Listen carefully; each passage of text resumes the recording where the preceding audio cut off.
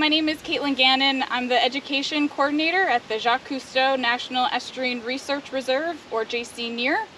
We are right down the road from the seaport in Tuckerton, New Jersey. So you can come visit the Grassley Marsh Trail at the JCNERR Education Center, which is at 130 Great Bay Boulevard. Here at the Grassley Marsh Trail entrance, we have a beautiful art piece from Steve the blacksmith. He was so kind to provide this for us, and each one of these panels depict a different part of an estuary. An estuary is where freshwater rivers meet the salty ocean and mix. So we have the upland forest here in the first one. The second one is the salt marsh wetlands, which we were talking about not too long ago, and then the bay right here. So some beautiful artwork from Steven. So while you're out on our Grassley Marsh Trail, we have a beautiful observation deck that goes into a salt marsh wetland. We like to call this area the pocket marsh, just because it's a small little pocket of salt marsh right by our trail. So you see some salt marsh grasses here and a little tidal creek behind me. And then also you see some upland forest edges here as well, where the forest and the marsh meet. Salt marshes and the uplands have a lot of important, what we call ecosystem services, which are functions that are very, very valuable to humans and animals as well. So we're gonna go into some salt marsh ecosystem services right now. All right, everybody, so I have some items that I'm gonna show you that will help explain the different ecosystem services that marshes provide. A pacifier, maybe think about it for a second. Pacifier represents that salt marshes are nurseries for many animals, especially birds and fish. So they'll lay their eggs in the salt marsh, raise their young. The next item I have, some ramen noodles. Think about what this represents. This is food. So salt marsh wetlands will be a great habitat for many creatures, especially small fish, small crabs, plankton, and a lot of animals like to eat these things. They're at the bottom of the food web. And then, so we have a lot of biodiversity here, a lot of predators and prey in the salt marsh. It also provides food for us. We like to eat a lot of these things as well, especially fish and crabs and all of those good things. This is a coffee filter. So think about the wetlands function that a coffee filter represents. Wetlands will filter a lot of runoff water. Salt marshes are usually, of course, in a watershed. We all live in a watershed, which is a basin of land where precipitation all funnels down into and trickles down. And in the environment that we live in, it all comes down into the rivers and into the bay and then eventually out into the ocean. So when it rains, a lot of runoff pollution will sometimes go along with that runoff water into our marshes.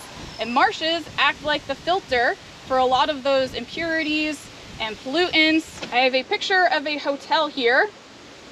Salt marsh wetlands are a big stopover area for many migratory birds. So they'll stay here temporarily for a little while. And if they're still making their migration, they'll then continue on after they've stopped over and rested in the salt marsh. And finally, I have a Slinky. Slinkies are fun, right? It's a fun toy. Salt marshes are also fun. They provide a lot of recreational activities for us, such as kayaking, swimming, hiking, fishing, boating, all of those things. So another ecosystem service that salt marshes provide is the absorption and storage of carbon dioxide from the atmosphere. So that's really, really important in regards to climate change. Speaking of climate change, another big threat to salt marshes is sea level rise. With rising waters and frequent flooding can really damage the salt marsh edge of the tidal creeks and also erode away some soil or take away some sediment. So at the JCNERR, we are monitoring our salt marshes to see if they're being able to keep up with sea level rise. And we do this through a process called surface elevation tables. So that's a certain kind of equipment that we will take out into the salt marsh and we measure different areas to see if the soil is being washed away or if the soil is starting to pile up on top of each other like layers of a cake. We call that soil accretion, or if it's staying the same.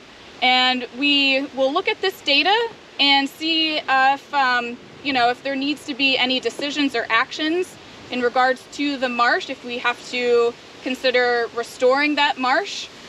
There are some things that you guys can do at home to help salt marsh wetlands.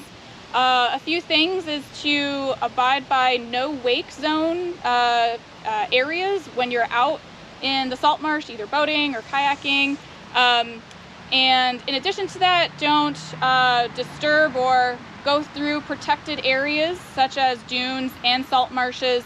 And these things will just make sure that we don't increase the rate of erosion by disturbing these habitats through either a wake on a boat or, tromping around through a salt marsh wetland. All right, everybody, well, thanks for joining me today at the Jacques Cousteau Reserve, our Grassley Marsh Trail and our Marsh Observation Deck.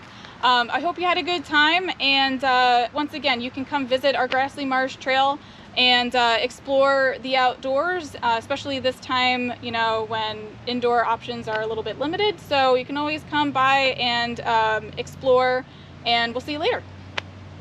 Hey everyone, now we're going to do an activity called Beach in a Box. That's going to show us how erosion works. So, the materials you will need are a container, some sand, some water, blue food dye if you have it, some rocks or shells, and then a water bottle. So the first step is going to be to put the sand into the container kind of halfway across. So you can see I'm filling up half the container with sand. The other side, I still see the bottom of the container. Now I'm going to build something like a jetty. So I'm going to take my rocks or shells and kind of bunch them up on, again, one side of the container, just to kind of see if that's going to affect the water or the erosion that we see. If you don't have shells, you don't have to build a jetty, but just in case you have those things. So then after that, you're going to need some water. So you're going to get some water and fill up the container, but you don't want the water level to go over the sand. So fill it up to where it reaches some of the sand, but it's not completely covered. If you want, you can add some blue food dye to look like the ocean. If not, that's fine too. So once you have your sand, your rocks, and your water all in your box, then you're going to try to simulate waves. So that's where the water bottle comes in.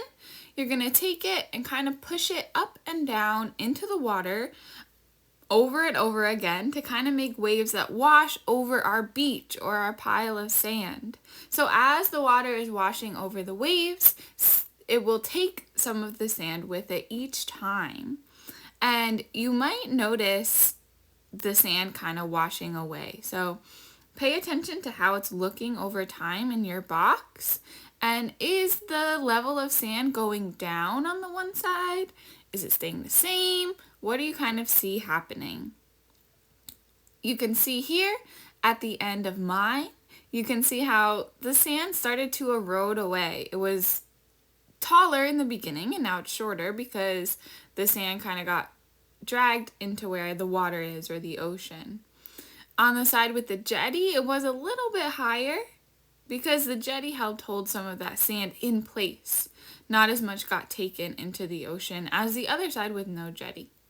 So this applies to our beaches and how they start to erode over time.